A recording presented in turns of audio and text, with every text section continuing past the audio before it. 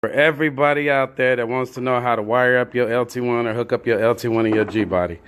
All right, the first thing we're going to do, see the passenger wheel well? We're going to take the passenger wheel well off. The factory harness that go to the factory engine, we're going to delete all of this. Get all of that took out. Notice the engine don't have the harness on it. We're going to get that taken care of in a minute. All right, now, so look, we got all the wires disconnected. These are all the wires from the G-body. So you got your power wire that comes straight from the battery. Then you got your starter wire. It's going to be the same on all G-bodies. Then you got your accessory wire. You got your another power wire. Then you got your alternator wire. And you got your oil pressure. And then you got your water temperature. If you look over here, we got the wheel well out already. So what you want to do is you're going to take out the connection from where the factory computer went, because we're going to run the connection from the LT1 wiring in the computer to the inside. And what we're going to do with all the wires right here that came from out of here, because now we're going to a digital dash instead of a manual speedometer. So the manual speedometer cable, normally on G-bodies, it comes out of this hole right here. So what we did was we went ahead and pulled the cable through there.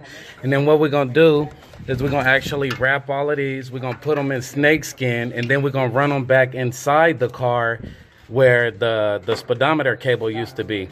And that way you keep all the wiring and all of that stuff from out of the engine bay. So everything, all the wiring in is going to be done on the inside of the car. So you don't see no wiring on the outside of the car. Now, if you look right here, we inside the wheel well. Now, we just unplugged the plug. This is the body plug that goes inside the body. We got the clamp, too. So we're going to keep this rubber grommet, and we're going to keep the plug, because what we're going to do is we're going to take the LT1 harness, and we're going to run it through here, and then we're going to plug it back in there, and we're going to put the bracket back on there. That way, you still got it sealed, waterproof, weatherproof, etc. All right, y'all. Now this is the part of the LT1 right here, the LT1 harness that go into the actual cab of the car on the Roadmasters, the Cadillacs, the Caprices, etc. You know, the big black plug-in that plugs in. Now what you want to do is you just get a heat gun, and then all you want to do is just heat it up with a little heat gun. The plastic covers will come off, and then after the plastic covers will come off, this like rubber installation or whatever it is they use, you just heat it up a little bit, it just peels right off. It don't leave a sticky residue, it don't leave none of that. Now what we want to do is we want to take this off, then we're going to tape everything up together, and then what we're going to do is we're going to use the original G-body plug, and we're going to wrap it around this plug, so then we can install these wires into the body of the G-body. All right. All right, now that we got the plug off, as soon as you get the big square plug off, then what you want to do is you just want to tape up the whole line. Then what we're going to do is, I got to find it, but remember now the boot that goes in here. So now that we taped up the whole line, we're going to actually just put a fold in it where we need to. We're going to put the boot on it, we're going to plug it in there, and then we're going to put the metal strap on there to hold it in. All right, now, so here go the boot. So basically, we're just going to slide this in here. See how we put the slit in the middle of it? We're going to slide this in there, and then we're just going to plug it into the wall, right? And then we're just going to put the metal strap on it like factory. That way it goes in like factory, all right? Now, after you got it all done, that's how the LT1 harness, that's how it should look going into the G-body. All right?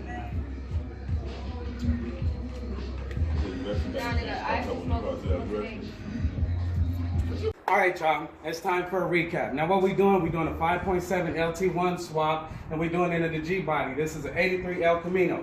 Now keep in mind, all G-bodies will be the same, you know what I mean? So from your Regal, your Monte Carlo, your Cutlass, etc., they're all going to be the same. Not only that, like your 80s, your late 70s, 80s, your Caprices and stuff like that gonna be the same too. The cool part about the Caprices is you can actually use the radiators, the dual electric fans and stuff like that. You just can't use them in the G-bodies because they're too wide. Now it's just a recap. So like what we do, you know, when we actually wired it up, because we use the original harness. Now the G-body wiring, it comes out from right here. And these is the whole wires, the whole thread of wires that come out. So you have your starter wire, you have your distributor wire, You have your etc. You know, you have your power wire that goes to the starter with the fusible links for the battery. You have all of that stuff. Now on the 5.7 LT1, all the wires come out of the opposite side, of the passenger side. So now what we do is we simply run the LT1 wiring into the body of the car where the wires from the computer come, okay? And then we run the original wires back into the car. So now, so if you come around the car, and then if you go around and you look on the inside of the car, you see this is all the original wiring to the car. So this is the starter wire. You got your alternator, you got your oil pressure, you got your battery, etc., etc.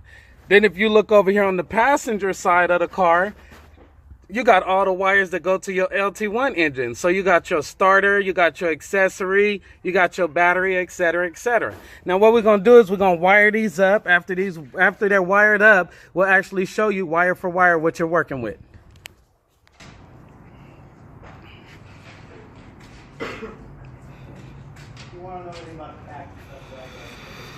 Now also, if you come over here, if you see that square right there, now that's where the original plug from the LT1 harness comes out at. So that's where you're going to take it out of the donor car at, like we did this Caprice.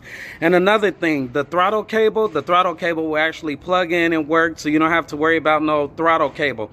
Another thing that a lot of people don't know that's good to know is the actual power steering lines that go to the gearbox on the LT1, they'll fit on all the G bodies as long as it's an actual G body. So as long as it's like 80 and newer, you don't have to worry about doing anything about the power steering lines either, okay?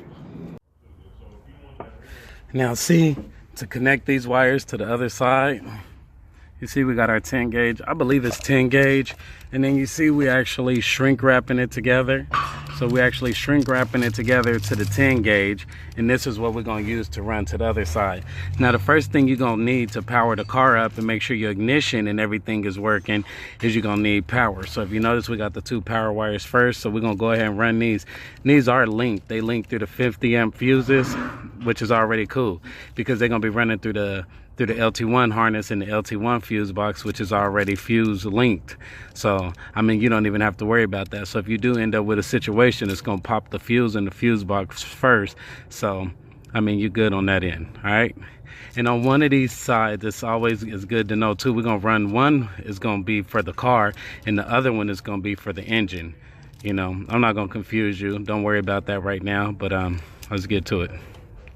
Now, see, if you look, now we got everything from the ignition, and then we got everything ran to this side. Everything is shrink wrapped on that side, and it's all ran through snake skin over here to the LT1 harness. Okay, so now look, the yellow is your starter. Red goes to red. That's just power. This right here is your accessory. So this is the one, the pink one. This is the one that gets hot when you turn your key on in the ignition. And so, and then we have another power. So we got the 2 powers, we got the starter, and then we got the accessory. Now, a lot of them gonna have an alarm box. Your alarm box is gonna be up in the dash. All the alarm box is a resistor. Now see, this is the resistor right here. So you get your resistor, you hook your resistor in, and all it is positive and ground, and then you got the blue resistor wire right here that goes in through the column. That goes in through the harness to the computer. That's the blue resistor wire. Now if you use the alarm box, it's the same thing. You just hook up the blue wire, you hook up the red wire and the black wire on the alarm box, the VATS box. And the VATS box can be found behind the dash on a, like the Caprices and stuff like that is behind the dash, behind the speedometer. Now, on the Camaros and Firebirds, like where the vents are on the Camaros and the Firebirds, right around here, close to the passenger side, if you take those vents out right there, that's where you'll find your VATS box in the Camaros and Firebirds. All right, now, so the yellow wire on the LT1 side, they go to the LT1 side. That's gonna go over to the G body ignition, or to the Chevy, pretty much damn near whatever Chevy it is. That one is gonna go over to the purple wire. So the purple wire and the yellow wire are gonna go together. Then the pink wire and the pink wire gonna go together, and the two red wires gonna go together. Now also, when you're doing the LT1, the relay for the fuel pump is still gonna be hooked up. So see this thick gray wire right here? This is what we're gonna use for the fuel pump wire.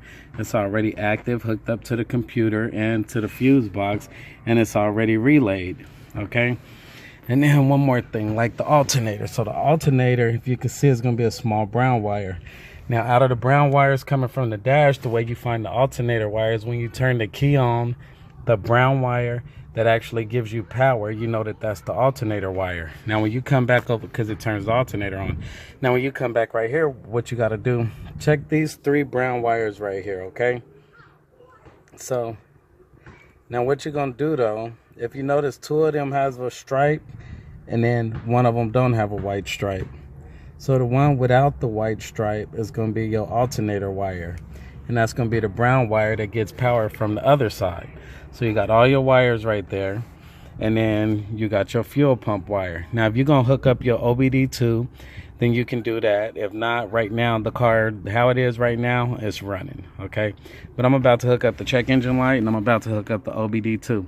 Now, if you want to, for the check engine light and then the OBD2, you could just go ahead and download the schematics for the car. That'll give you the OBD2, and that'll give you your check engine light, all right?